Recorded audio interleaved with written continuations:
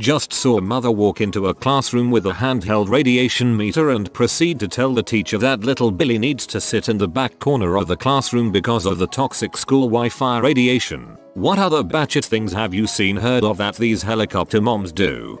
My dad figured out exactly how long it took to walk home from school, as in literally walked it himself, and then gave me exactly that long to get home every day. If I was more than 5 minutes late I got a beating for fricking around. Then they got mad that I had no friends, and after a protracted argument and fight I got an extra 15 minutes to make friends after school. That winter, I got in a snowball fight and was having fun and didn't realize I'd gone a little too long. So dear old dad drove to my school and started wandering around, bellowing my name until he found me. That was a blast. I believe this is the year after he stood in front of my entire class and told them to start being nice to me. I'm so glad I change schools every year.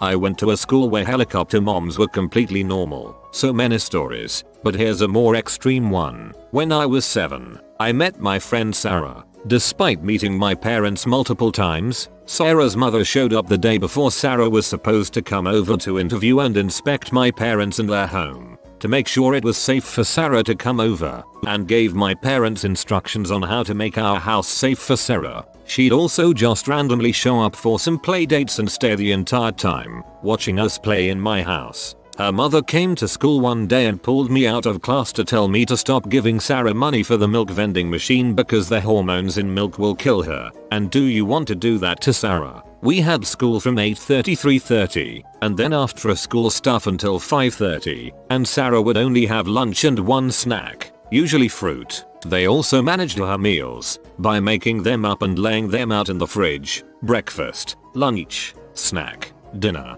Cupboards were not to be touched, ever. When we were in high school, age 14-17, Sarah wasn't allowed to leave school property for any reason. We used to go out for lunch and had to leave her behind, no cafe in the school. Despite only living about 2 blocks from the school in a really nice area, she'd have to wait until her mother got off work to pick her up, sometimes not until 6 p.m. She couldn't go anywhere by herself, even at 16-17. If we went to the mall, her mother would follow us around, saying just pretend I'm your girlfriend. Same with movies. On the rare night Sarah was allowed to sleep over, her mother would personally visit around 10-11 p.m. to check on her. Her mother also had access to all her passwords, from MSN to Hotmail to some sort of dual phone, where her mother would also receive Sarah's incoming cell phone calls. When you phoned Sarah, her mother would listen on the other line. They also found any and all reasons to ground her, so she wasn't allowed to leave the house. Like, she was supposed to clean the kitchen every day from age 10, from washing dishes after their meals to mopping the floor. Once she accidentally left a fork in the washing machine and was grounded for 2 weeks. Sarah ended up drinking heavily during high school, went to university 6 hours away and has yet to come back. I wish her all the best. I work in HR at a large telecommunications company. We usually sit in the conference room and can hear the interview candidates while they are waiting in the lobby. This poor guy was probably 19 or 20 and his mother wanted to go into the interview with him. We actually had to ask her to wait outside the lobby, because even after being asked to sit down she said it was her right to be in there. WTF. Guy didn't end up getting the job, and she later called and asked where she could send an appeal letter. Wish I had saved that letter. It was intense. That poor guy. No one is going to hire him if his mom keeps pulling that crap. I made a really great friend in high school. He and I were as thick as thieves. Early on in the friendship, my parents took us to a movie. I don't remember the movie, but the start of it got delayed by technical difficulties by about 20 minutes. My parents called from their cell to let my friend's mother know, but only got the voicemail. Thinking that would suffice, we all proceeded to have a good time. Fast forward to the end of the movie, my mom turns her cell phone on and discovers her voicemail box is suddenly full. 20 I believe was her limit. All of them were my friend's mother calling pleading for us to return her son, and she would pay any amount we demanded, and that if we called back soon she wouldn't go to the police. She literally had thought we kidnapped him. Suffice to say, when we got him home only 20 minutes later than planned, the conversation was rather awkward. There was a girl in my 5th grade class whose mother would take an hour out of her day to come supervise recess. Every 5 minutes, she'd blow a whistle and go, "Emmy, it's time for your shade break," and, just like clockwork, Emmy would have to go sit in the shade for 5 minutes. This crap got really annoying when we would play team sports. No one wanted Emmy on their team. Saw a kid, must have been 12 or 13, yelling at his mom in public about how he can wipe his own ass and didn't need her help with that anymore. Her response, "But you can't see it, how do you know it's really clean?" I felt so bad for that kid. I wonder who that lady gets to wipe her own ass. Went to a play group for children with special needs involved with infant development. Talked to a mom after I noticed that she wouldn't let her son off the mat he was playing on. Chit-chatting, all the while she was stopping her kid from going off the mat. When I said something along the lines of, "Wow, your son really wants off that mat," she replied deadpan with, "Well, he was a preemie, so I got to protect him from the world. My daughter is blind, has albinism and nystagmus." She was rolling, yelping and climbing up everything like a spider monkey. Ugh. When I worked at a coffee shop, a mother, with the most helium-like whiny freaking voice imaginable, came and ordered a 7-step customized drink, and threw a fit when we just asked her to repeat it. "Oh no, am I the bad guy? I'm sorry, I thought you'd be able to speak English." Then she goes, in the same whiny begging voice, "Can my son have a job?" I hand her a job application. He already sent one in. "Can you just hire him? Hey, I don't want whipped cream on that, so can he have a job?" I tell her if he's sent in an application, he'll get a call when the manager looks through the stack. We had like 20 applications at any given point, so he's just going to be one in the pile. Yeah, that's not gonna work. He's a great kid, just freaking hire him. Just to get rid of her, I write down her son's name and say I'll look into it. I hand her her drink, and she leaves. My manager, who heard her screeching voice from the back room, immediately calls me over to see that kid's name. He digs through the pile of applications and immediately shreds the kid's application. His only words, "If we hire him, his mother's going to be here all the time." I once interviewed someone for an entry-level job. The next day I got a follow-up call from his mother. This kid had not made the cut. He didn't interview confidently and didn't enunciate very well. Not good for a call center job. But I hadn't passed that on to HR yet. I told this woman a little white lie though. I informed her that he had been in the running, but since he can't be counted on to do his own follow-up, he's clearly not the kind of employee I want.